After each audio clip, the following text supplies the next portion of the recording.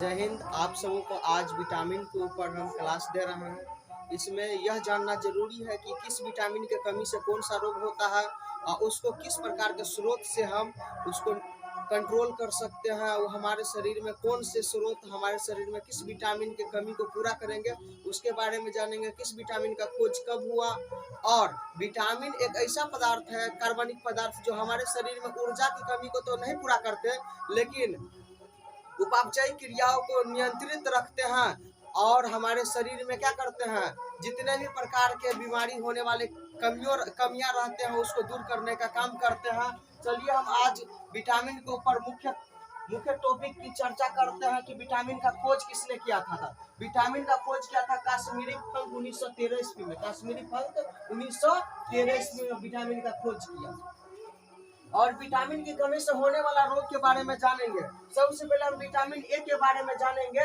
Vitamin A direct retina को प्रभावित करता है, यानी आंख में जो रेटिना है ना उसको प्रभावित करता है विटामिन ए। इसलिए इसका नाम है, रासायनिक नाम रेटिनॉल। इसका रासायनिक नाम रेटिनॉल है। इसका खोज किया था 1913। ये इसका खोज हुआ 1913 ईस्वी में, मैकुलन ने किया है। 1913 ईस्वी में इसका खोज मैकुलन नामक वैज्ञानिक ने किया है। इसके कमी से रतौंधी बीमारी होता है, जीरोप्लेथेमिया नामक रोग होता है। यानी जिस व्यक्ति को रतौंधी होता है उसको सूर्यास्त के बाद दिखना कम हो जाता है, और जिसको जीरोप्लेथेमिया होता है उसका आंख शुष्क पड़ जाता है। उसका मुख्य स्रोत है किस स्रोत को हम लेंगे तो हमारे शरीर में विटामिन ए का कमी पूरा होगा, तो गाजर। उसका मुख्य स्रोत है विटामिन ए का गाजर। पका हुआ फल जैसे आम, पपीता, पत्तेदार सब्जियां, बंधा गोभी, फूल गोभी, पनीर, दूध, मांस, मछली, अंडा, ये सब विटामिन ए का स्रोत है। ये सब आहार के रूप में आप लेते रहिएगा तो आपके शरीर में विटामिन ए का कमी नहीं होगा, जिस कारण से आपको आंख से संबंधित किसी भी प्रकार का रोग नहीं होगा। अगला चलते हैं हम विटामिन बी की तरफ। विटामिन बी बहुत प्रकार के होते हैं। विटामिन बी को इसलिए हम विटामिन बी कॉम्प्लेक्स कहते हैं। जितने भी सारे विटामिन बी से संबंधित रोग होते हैं उसके लिए विटामिन बी कॉम्प्लेक्स नामक गोटी उपलब्ध है। उसको खा के आप उसको ठीक कर सकते हैं। जैसे विटामिन वन के कमी से होता है। विटामिन वन का रासायनिक नाम है थायमीन। विटामिन वन का नाम है थायमीन। विटामिन वन का नाम क्या है? थायमीन। रासायनिक नाम क्या है विटामिन वन का? थायमीन। इसका खोज हुआ था 1910 ईस्वी में। इसका खोज हुआ था 1910 ईस्वी में। इसके कमी से हमारे शरीर में बेरी नामक रोग होता है, थकान हो जाता है, झुनझुनी टाइप का हो जाता है, कमजोरी हो जाता है। इसका मुख्य स्रोत है मूंगफली, पत्ते वाली सब्जियां, दूध, मांस, अंडा। अगला चलते हैं विटामिन बी2 की तरफ। विटामिन बी2 का रासायनिक नाम है राइबोफ्लेविन। विटामिन बी2 का रासायनिक नाम है राइबोफ्लेविन। इसका खोज हुआ था 1920 ईस्वी में। इसका खोज हुआ था 1920 ईस्वी में। इससे किलोसिस नामक रोग और त्वचा का फटना, जिह्वा का फटना, एड़ी का फटना, ये सब नामक रोग हो जाता है। इसका मुख्य स्रोत है खमीर, कलेजी, मांस, हरी सब्जियां, दूध। अगला चलते हैं हम विटामिन बी3 की तरफ। विटामिन बी3 का रासायनिक नाम है नियोसिन। विटामिन बी3 का रासायनिक नाम है नियोसिन। इसका खोज हुआ था 1936 ईस्वी में। इसका खोज हुआ था 1936 ईस्वी में। जिस व्यक्ति में विटामिन बी3 का कमी हो जाता है वो मंदबुद्धि व्यक्ति हो जाता है, उसका बाल सफेद हो जाता है, समय से ही पहले उसका बाल सफेद होने लगता है, बुजुर्ग की तरह दिखने में लगेगा। इसका मुख्य स्रोत है आलू, टमाटर, पत्ती वाली सब्जी, मूंगफली, मांस। अगला हम चलते हैं विटामिन बी5 की तरफ। इसका रासायनिक नाम है पेंटोथेनिक अम्ल। इसका रासायनिक नाम है पेंटोथेनिक अम्ल। इसका खोज हुआ था 1931 ईस्वी में। इसका खोज हुआ था 1931 ईस्वी में। इसके कमी से हमारे शरीर में पेलाग्रा रोग, त्वचा दाद यानी स्किन से संबंधित बीमारी होता है, त्वचा से संबंधित, जैसे दाद, खाज, खुजली, सिवली, इस प्रकार का रोग होता है। इसका मुख्य स्रोत है मांस, दूध, मूंगफली, गन्ना, टमाटर। अगला हम चलते हैं विटामिन बी6 की तरफ। विटामिन बी6 का रासायनिक नाम है पाइरिडॉक्सिन। विटामिन बी6 का रासायनिक नाम है पाइरिडॉक्सिन। इसका खोज हुआ था 1934 ईस्वी में। इसके कमी से हमारे शरीर में एनीमिया रोग हो जाता है। एनीमिया रोग हमारे शरीर में खून की कमी से हो जाता है। मुख्यतः इससे प्रभावित होता है महिलाएं को गर्भाशय में खून का कमी होने से क्या हो जाता है, रक्त क्षीणता हो जाता है। और यह रोग हमारे शरीर में रक्त की कमी से होता है, रक्त क्षीणता भी हो जाता है। इसका मुख्य स्रोत है पालक का साग। इसका मुख्य स्रोत है पालक का साग। इससे चर्म रोग भी होता है, स्किन से संबंधित बीमारी होता है। इसका मुख्य स्रोत अनाज, मांस, यकृत और पालक का साग। अगला है विटामिन B7। विटामिन B7 का रासायनिक नाम है बायोटीन। विटामिन B7 का रासायनिक नाम क्या है? इसका खोज हुआ था 1931 ईस्वी में। इसका खोज कब हुआ था? इसके कमी से हमारे शरीर में लकवा यानी पैरालिसिस, शरीर में दर्द, बालों का झड़ना, यानी समय से पहले देखिएगा, उम्र से पहले आपका बाल झड़ने लगेगा, यानी आप किशोरावस्था, युवा अवस्था में ही आपका बाल झड़ने लगेगा, वयस्क अवस्था में, और आप यानी सिर से क्या हो जाएगा, बाल झड़ने लगेगा, आप गंजा की तरह दिखने में लगेंगे। इसका मुख्य स्रोत है दूध, अंडा, मांस, यकृत। यकृत मतलब होता है लीवर। अगला है विटामिन B12। इसमें जगह नहीं था, इसके कारण से विटामिन 11 को हम ऊपर में लिख दिया। विटामिन B11 का नाम है फॉलिक अम्ल। विटामिन B11 का रासायनिक नाम है फॉलिक अम्ल। इसके कमी से हमारे शरीर में एनीमिया, पेचिस नामक रोग हो जाता है। इसका मुख्य स्रोत है दाल। दाल देखिएगा, रही से मथा हुआ दाल में विटामिन B11 का प्रचुर मात्रा रहता है। सेम की सब्जी में, यानी ग्रामीण क्षेत्रों में इसको बोलते हैं हम सीम की सब्जी, और पत्तीदार सब्जियों में विटामिन 11 पाया जाता है। अगला चलते हैं हम विटामिन B12 का। इसका रासायनिक नाम है साइनोकोबालामिन। विटामिन B12 का रासायनिक नाम क्या है? इसका खोज हुआ 1926 ईस्वी में। इसके कमी से हमारे शरीर में रक्त छीनता या पांडु रोग हो जाता है। इसके कमी से, विटामिन B12 के भी कमी से हमारे शरीर में खून का बहुत कमी पड़ जाता है। इसका मुख्य स्रोत है दूध, मांस, कलेजी।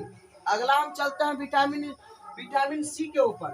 विटामिन C का रासायनिक नाम है एस्कॉर्बिक अम्ल। विटामिन C का रासायनिक नाम है एस्कॉर्बिक अम्ल। इसका खोज किया था होलकट ने 1920 ईस्वी में। इसका खोज किया था होलकट नामक वैज्ञानिक ने 1920 ईस्वी में।